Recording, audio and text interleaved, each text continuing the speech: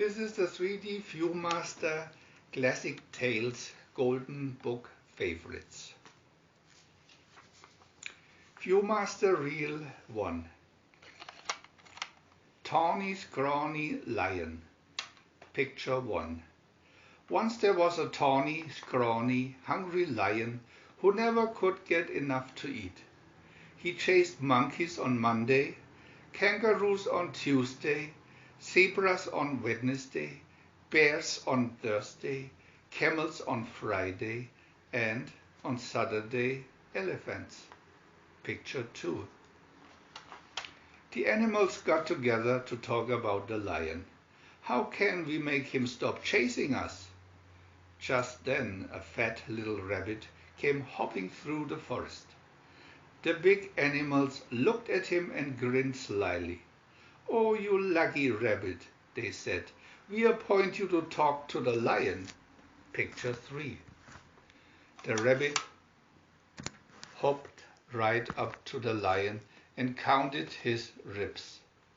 "You look too scrawny to talk things over," said the rabbit. "How about supper at my house first?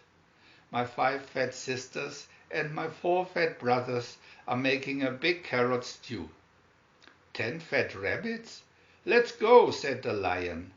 Along the way, the rabbit caught some fish. Picture 4.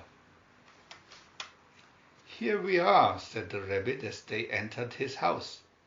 9 more fat, merry little rabbits were hopping around a big pot of carrot stew that bubbled over an open fire. When they saw the fish, they popped them into the stew. The stew began to smell very good indeed. Picture 5.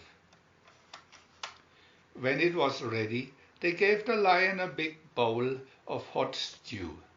They kept hopping around, filling his bowl as fast as he could gobble the stew. Then they heaped his bowl with berries. When the stew and berries were gone, the tawny lion wasn't scrawny anymore.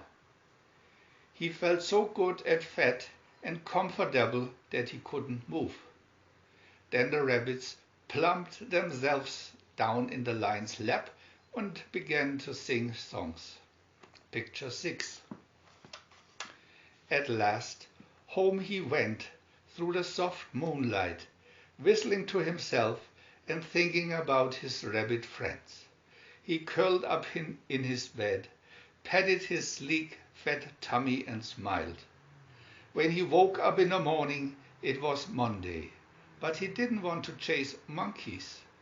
What he wanted was some more of the tasty carrot stew. So off he went to visit the rabbits. Picture 7. When the lion didn't chase monkeys on Monday, nor kangaroos on Tuesday, nor zebras on Wednesday, nor bears on Thursday, nor camels on Friday, nor elephants on Saturday, the animals were surprised and happy. What did the rabbit say to make the lion stop? They wondered. They dressed in their best and started for the fast rabbit's house to talk to him. Just then, the lion came skipping up the path. He had a basket of berries for the fat rabbit sisters, a string of fish for the fat rabbit brothers, and a bunch of daisies for the fat rabbit himself. "I'm going to see my little friends," he said. VIEW-MASTER Reel 2. The Poky Little Puppy. Picture 1. Once there were 5 little puppies who liked to dig holes under the fence in their yard. Finally, someone put up a sign that said, "Don't ever dig holes under this fence." But one day the 5 little puppies dug a hole under the fence and went for a walk in the wide, wide world. Through the meadow they went, down the road, over the bridge, across the green grass, and up the hill, one after the other. The 5th little puppy was a slow poke. He was the last one to go under the fence. Picture 2. When the puppies got to the top of the hill, they counted themselves. 1, 2, 3, 4. The poky little puppy wasn't there. Now where in the world is that poky little puppy, they wondered. For he certainly wasn't on top of the hill. He wasn't going down the other side. The only thing they could see going down was a green lizard. He wasn't coming up this side. The only thing they could see coming up was a long snake with red spots. Picture 3. But when they looked down at the grassy place near the bottom of the hill, there he was, running around with his nose to the ground. What is he doing? The 4 little puppies asked one another, and down they went to see. Roly-poly, pell-mell, tumble-bumble, till they came to the green grass, and there they stopped short. "I smell something," said the poky little puppy. Then the 4 puppies began to sniff, and they smelled it too. Rice pudding. And home the 4 puppies went as fast as they could go. There, sure enough, was dinner waiting for them, with rice pudding for dessert. But their mother was greatly displeased. "So you're the little puppies who dig holes under fences," she said. "No rice pudding tonight." And she made them go straight to bed without dessert. Picture 4. But the poky little puppy came home after everyone was asleep.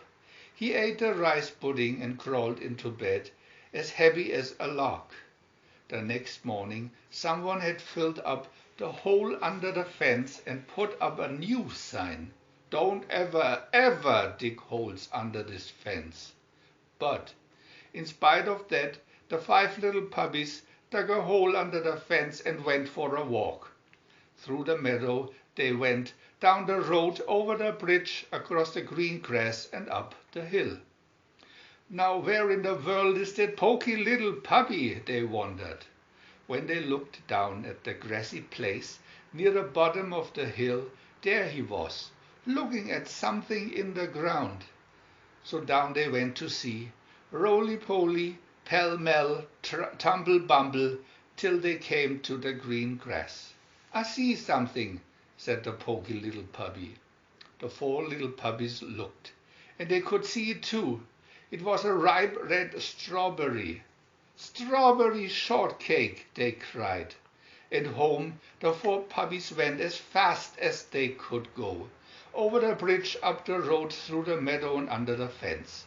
And there, sure enough, was dinner waiting for them, with strawberry shortcake for dessert.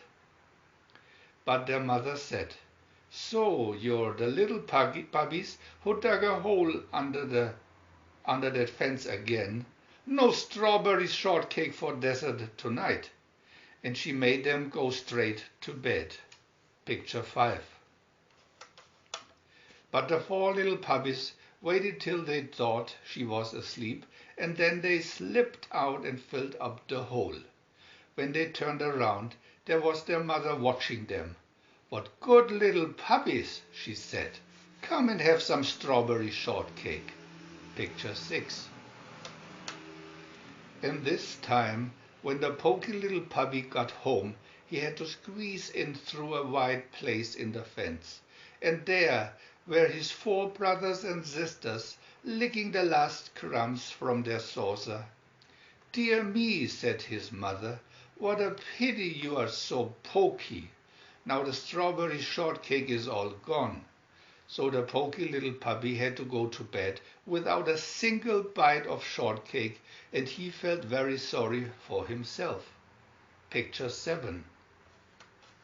And the next morning, someone had put up a sign on the fence that read, "No desserts ever unless puppies never dig holes under this fence." VIEW-MASTER Reel 3. The Saggy, Baggy Elephant. Picture 1. A happy little elephant was dancing through the jungle. 1, 2, 3, kick! His big feet shook the jungle and kicked over trees and bushes. "Why are you shaking the jungle all to pieces?" cried a parrot. "What kind of animal are you?" "I don't know what kind of animal I am. I live all alone in the jungle and I call myself Suki." The parrot laughed. "Your skin is much, much too big for you. It's Baggy and Saggy. You should call yourself Saggy Baggy." Picture 2. Suki sighed. His pants did look pretty wrinkled. He pulled up his pants legs, but they fell right back into dozens of wrinkles. The parrot laughed harder than ever. "Soak in the water the way the crocodile does," he said. "Maybe your skin will shrink." Picture 3. So Soki tramped straight into the water. He lay on his back and soaked. But before he had soaked long enough to shrink his skin, Picture 4, a great big crocodile came swimming up, snapping his fierce jaws at Soki's ears. The little elephant ran away, feeling very discouraged.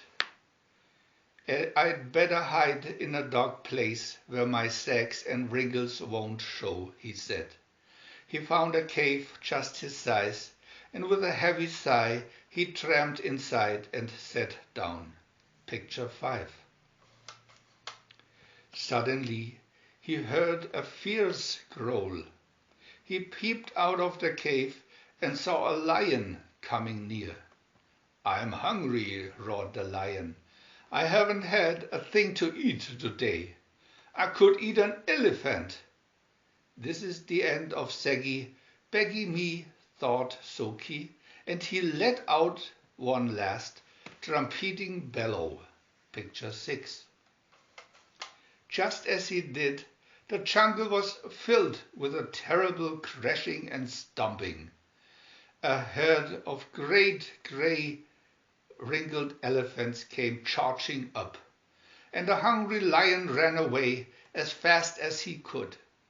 Again Soki peeped out of the cave, and the big elephants smiled at him. They were beautiful. "I wish I looked just like you," he said. "You do," grinned the big elephants. "You're a perfectly dandy little elephant." Picture 7. That made Soki so happy that he began to dance. 1, 2, 3, kick through the jungle. All those big, brave, friendly elephants danced along behind him. The saucy parrot watched them dance, but this time he didn't laugh.